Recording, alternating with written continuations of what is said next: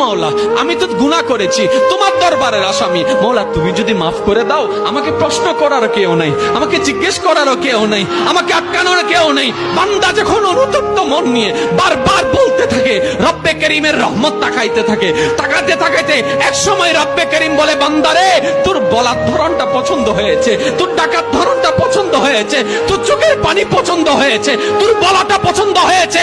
এবার মাওলা বলে, আমি তোর সারা জীবনের কত গুনাহ করছিস? বান্দা বলে, মাওলা 40,000 পার হয়ে গিয়েছে। কেউ বলে যে মাওলা পাহাড় পরিমাণ হয়েছে, কেউ বলে যে মাওলা আসমান পরিমাণ হয়েছে। এবার মাওলা বলে যে আমি মাফ করে দিলাম, আমি মাফ করে দিলাম, আমি মাফ করে দিলাম, আমি মাফ করে দিলাম, আমি মাফ করে দিলাম, আমার বান্দাকে আমি মাফ করে দিলাম। ফেরেশতা বলে, মাওলা এত বড় গুনাহগার, এত বড় আসামি, হাজার গুনাহগার, হাজারটা গুনাহ তওবা করেছে একবার, মাফ চেয়েছে একবার, তুমি মাফ করে দিলা, তুমি মাফ করে দিলা। রব্বে করিম বলে, মাফ করবো না তো কি করব?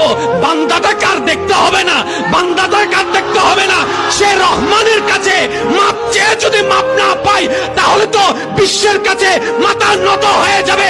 আরে সে রহমানের বান্দা, জাত্তার বান্দা না, যে রহমান হচ্ছে ইন্নাল্লাহ আলা কুল্লি শাইইন কাদির।